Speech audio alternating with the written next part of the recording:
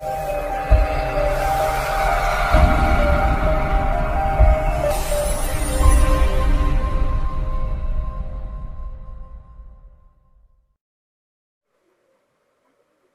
धडा parallel lines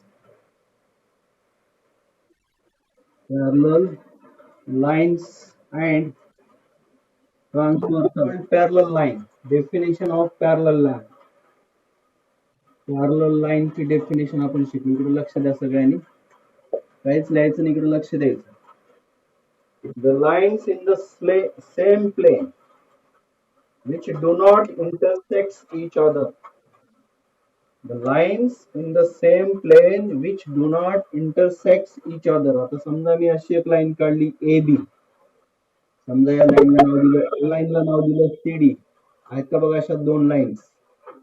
दोनच काढले तिथे मी, तुम्ही कितीही काढू शकता. समजा मी इकडे एक काढली, समजा इथं हे लाईन काढली, समजा इथं PQ नाव दिले. आता ह्या सगळ्या लाईन कुठे आहेत? एकाच प्लेन मध्ये आहेत, म्हणजे एकाच बोर्डवर आहेत ना. AB line, CD line, PQ line and LM line. All these lines lies in the same plane. When these all lines are lies in same plane which do not intersect each other. आता ह्या ABCD ला intersect करते का, किंवा PQ LM ला छेदते का, किंवा AB LM ला छेदते का, असं तुम्ही कुठपर्यंत वाढवत गेलात तर ह्या रेषा, चारही रेषा एकमेकाला छेदत नाहीत. आता चार समजत नसतील तर समजा मी फक्त दोनच रेषा घेतल्या, कोणत्या? AB and CD. The lines in the same plane which do not intersect each other, then these two lines are called as parallel lines. आणि आपण सिम्बॉल मध्ये कसं लिहितो? Line AB parallel to line CD असं लिहितो. In symbol we write it I parallel to line CD असं लिहितो. कळले का डेफिनेशन? बघा, डेफिनेशन समजली का? एकाच प्रतलात असलेल्या परंतु एकमेकींना न छेदणाऱ्या अशा. आता समजा मी एक रेषा अशी काढली, समजा मी याला PQ नाव दिलं, आणि समजा एक रेषा मी अशी काढली. आता ह्या दोन लाईन्स पॅरलल आहेत का? समजा हे PQ लाईन आहे आणि हे LM लाईन आहे. जर मी या रेषेला असं वाढवलं तर ही रेषा पॅरलल लाईन्स. मग कशाला पॅरलल लाईन्स म्हणतात समजलं? The lines in the same plane which do not intersect each other, then these types of lines are called as parallel lines, and we denote it in symbol as line AB parallel to line CD. These two lines are not parallel. Line PQ is not parallel to line LM. Why? Because definition of parallel lines. आता parallel line ची definition लिहा, figure करा. Line in the same plane which do not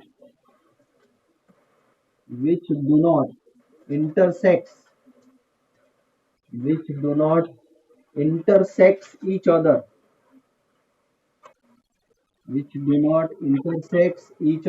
mute कर रे, mute कर, मध्ये मध्ये बोलू नका ना.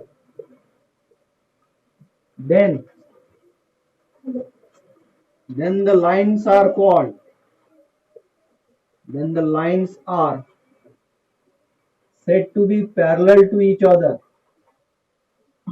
are said to be parallel to each other,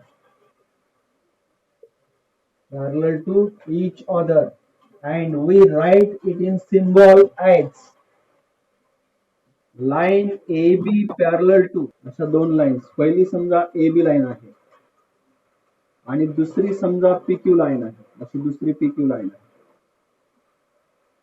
आणि आणखीन आणि PQ या दोन रेषा घेतल्या ना मी. कशा घेतल्या? पॅरलल घेतल्या. AB पॅरलल टू PQ, आणि हे जी तिसरी रेषा आहे L, या AB ला या ठिकाणी इंटरसेक्ट करते आणि या PQ ला या ठिकाणी इंटरसेक्ट करते. समजा याला मी C नाव दिलं आणि याला मी B नाव दिलं. जी रेषा या दोन रेषांना अशा दोन बिंदूत छेदते ना, कोणती रेषा आहे ती? L रेषा म्हणा किंवा रेषा CD म्हणा. then this line CD or line L is called as transversal of line AB and line PQ. If one line intersects the given two lines in two distinct points, then this line is called as transversal. Now, in this figure, line L is the transversal of line AB and line PQ. आता transversal कशाला म्हणायचं समजलं, जी रेषा दिलेल्या या दोन रेषांना दोन भिन्न बिंदू छेदते बघा, कुठे कुठे छेदली, सी आणि डी मध्ये. ही जर रेषा अशा दोन भिन्न बिंदू छेदत असलेल्या दोन रेषांना, तर या रेषेला आपण ट्रान्सव्हर्सल असं म्हणतो. What is the line intersects two lines in two distinct points, then that line is called as transversal. In this figure, line L is the transversal of line AB and line PQ. अशी figure काढा आणि definition लिहा. लिहा definition. काय definition?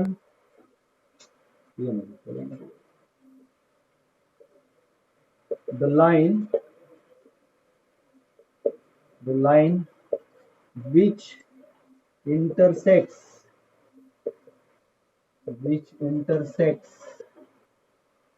given two lines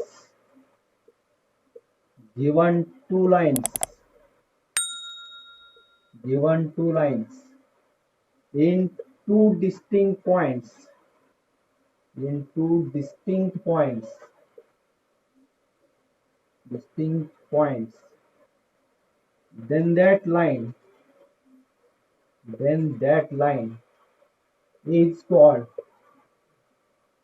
then that line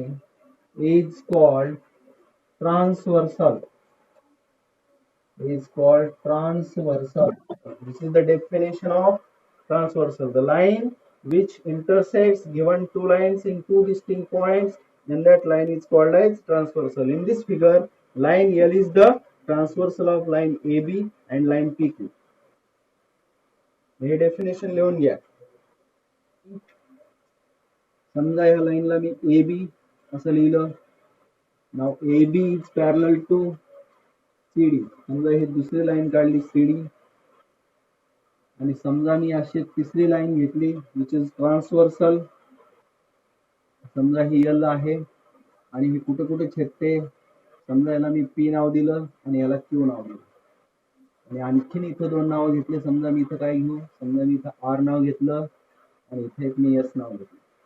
आता तर सगळ्यांनी बघा, तर आता पहिल्या स्त्रोत करस्पॉन्डिंग अँगल्स कशाला म्हणतात. आता इथं बघा, त्याच्या अगोदर या P बिंदू जवळ किती कोण होतात, तर 4 कोण तयार होतात. बघा, पहिला हा एक नंबर, त्याचं नाव सांगतो मी, angle APR. This is the first angle. Second angle RPB. This is the second angle RPB. बघा मी कुठं पेन ठेवतो, लक्ष द्या बोर्डवर. Angle BPQ. This is the third angle. Angle APQ. This is the fourth angle. म्हणजे या P जवळ असे किती 4 अँगल्स झाले. म्हणजे ही जर ट्रान्सव्हर्सल आहे, जिथं छेदते त्या पॉइंट ऑफ इंटरसेक्शनच्या ठिकाणी 1, 2, 3 अँड 4 अँगल्स तयार होतात.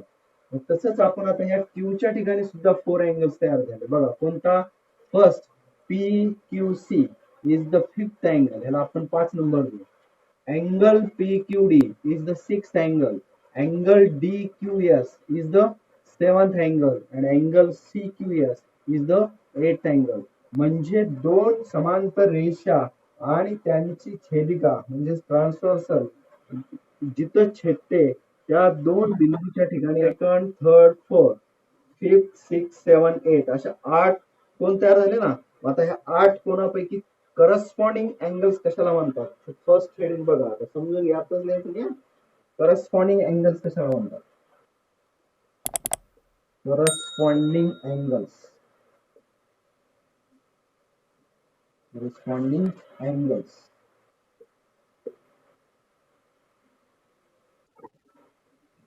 ज्या दोन कोणांच्या एका बाजूची जोडी. आता मी समजा असे दोन कोण घेतले. पहिला घेतला समजा RPA. हा कोण घेतला, दिसतो का, हा 1 नंबरचा RPA कोण घेतला, आणि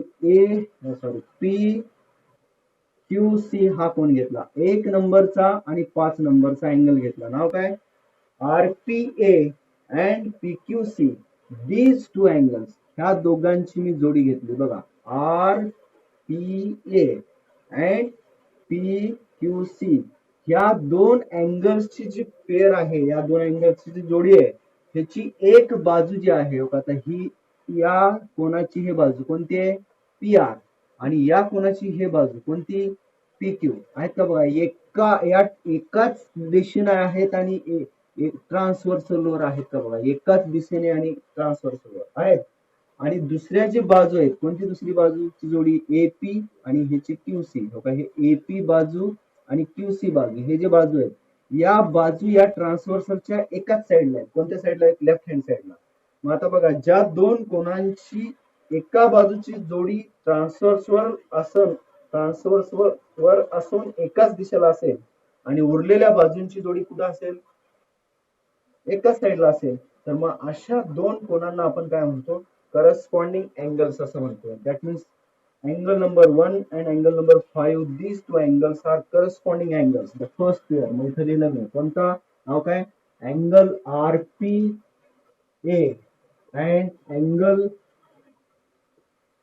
PQC this is the first pair of corresponding angles कशाला म्हणतात समजलं आता दुसरा बघा अँगल आता ह्याच साईडला पण ह्या रेषेच्या खाली म्हणजे APQ बघा हा फोर्थ नंबर 4 नंबरचा हा जो आहे कोण 4 नंबरचा इथे मी असं गोल केलं आणि तुमचा CQS 8 नंबरचा 4 आणि 8 नंबरचा हा जो अँगल आहे परत बघा या दोन कोणांची ही ती एक जोडी आहे बघा ही पहिली बाजू कोणती आहे PQ आणि या कोणाची पहिली बाजू कोणती आहे QS एक ट्रान्सव्हर्सलच आहेत आणि एकाच दिशेला आहेत का बघा अशा खालच्या दिशेला आहेत आणि हे जे साइड आहे उरलेल्या दोन बाजू ज्या आहेत PA आणि क्यूसी हे एकाच दिशेला आहेत का बघा परत मग हा 4 नंबरचा आणि हा 8 नंबरचा जो कोण आहे त्याला आपण काय म्हणतो करस्पॉन्डिंग अँगल म्हणजे this is the second pair of corresponding angle angle A P Q and angle CQS this is the second pair नाव थर्ड पेअर तिसरी पेअर आपण ह्या रेषेच्या डावीकडे होतो या ट्रान्सव्हर्सलच्या आता या ट्रान्सव्हर्सलच्या उजवीकडे राईट हँड साईडला बघा परत या रेषेच्या वर बघा हा जो 2 नंबरचा अँगल आहे आता ह्याचं नाव काय RPB आणि 6 नंबरचा जो अँगल आहे बघा मी ह्याला असं गुणिले केलं तुम्हाला दिसण्यासाठी angle RPB and angle PQD these two angles are again corresponding angles pair इथे लिहिलं मी angle RPB this is the first angle and angle PQD this is the second angle this pair is also called as corresponding angles pair आणि चौथी pair कोणती बघा आता या रेषेच्या खाली हा 3 नंबरचा दिसतो का बघा मी याला असं डबल केलं समजा असं डबल दर्शवलं आणि हा 7 नंबरचा 6 7 3 and 7 these two angles is the fourth pair of corresponding angles मग आता बघा angle BP and BPQ and angle DQS these angles are called as corresponding angles मग अशी फिगर काढून तुम्ही लिहून घ्या वर हेडिंग लिहिलं अशी फिगर काढा आणि करस्पॉन्डिंग अँगल्स पेअर्स लिहून घ्या पटकन लिहा झाल्यानंतर सांगा hello angles which are on the same side of the transversal and in the interior of that two lines बघा जे दोन कोण या ट्रान्सव्हर्सलच्या एकाच बाजूला आणि या दोन रेषेच्या मध्ये म्हणालो बरं का बाहेर अजिबात जायचं नाही या दोन रेषेच्या मध्ये आणि ट्रान्सव्हर्सलच्या एकाच साईडला मग कोणत्या आहेत हा 3 नंबर आणि हा 6 नंबरचा अँगल आहे का बघा मग हा 3 नंबरचा जो अँगल आहे त्याचं नाव काय angle BPQ angle BPQ is the first angle and angle PQD is the 6th numbers name angle बघा हे 3 नंबर नाव दिलं ना त्या अँगलचं नाव काय BPQ आणि जो 6 नंबर दिलाय त्याचं अँगलचं नाव काय PQD मग this is the first pair of interior angles त्याला म्हणायचं interior angles a pair of angles which are on the same side of the transversal and interior of that given two lines then these two angles are called as pair of interior angles मग आता असंच आपण हे right hand साईडला घेतलं आता left hand साईडला आलो आपण तर आता हा 4 नंबरचा अँगल बघा आणि 5 नंबरचा अँगल बघा आता ह्या 4 नंबरच्या अँगलचं नाव काय अँगल APQ बघा हा APQ दिसला अँड अँगल CQP हा सेकंड अँगल मग these two angles are the second pair of interior angles मग आता ह्याला मी लिहिलेलं नंबर 2 काय angle APQ and angle PQC. This is the second pair of interior angles. म्हणजेच इंटेरियर अँगलचे किती पेअर असतात? दोन. करस्पॉन्डिंग अँगलचे पेअर्स किती असतात? चार. हे लिहून घ्या. हॅलो. नंबर 3 अल्टरनेट अँगल्स आणि कंसामध्ये काय लिहायचं? इंटेरियर किंवा इंटेरियर अल्टरनेट अँगल्स असं लिहिलं तरी चालतं. अल्टरनेट अँगल्स कंसातल्या इंटेरियर म्हणजे तुम्हाला समजायला सोपं जाईल. आता बघा, a pair of angles which are on the opposite side of transversal. बघा, जे कोण या ट्रान्सव्हर्सलच्या विरुद्ध बाजूला असतात आणि या दोन रेषेच्या मध्येच असले पाहिजे. म्हणजे आता कोणतं? हा 4 नंबरचा अँगल दिसला का बघा, आणि 6 नंबरचा अँगल. फर्स्ट पेअर अँगल नाव काय आहे 4 नंबरच्या अँगलचं? Angle APQ and angle PQD. This is the first pair of alternate angles which is called interior alternate angles. हे पहिली pair. Angle APQ and the angle PQD. This is the first pair of alternate interior angles. मग आता दुसरी कोणती असेल तुम्ही सांगू शकता? कोणती असेल? तर 3 नंबर आणि 5 नंबरचा जो अँगल आहे बघा, हे अपोजिट साईडला आहेत का ट्रान्सव्हर्सलच्या? उजवीकडे 3 नंबरचा आहे आणि डावीकडे 5 नंबरचा आहे. मग these two angles are called as second pair of alternate interior angles. मग आता बघा 3 नंबरच्या कोणाचं नाव काय? Angle BPQ. Angle BPQ. This is the first and second angle PQC. This is the second angle PQC. ह्याला म्हणतो आपण अल्टरनेट अँगल्स इंटेरियर. आता एक्सटेरियर त्याच्यामध्ये पहिला झाला, आता दुसरा alternate angles exterior. Alternate angles exterior.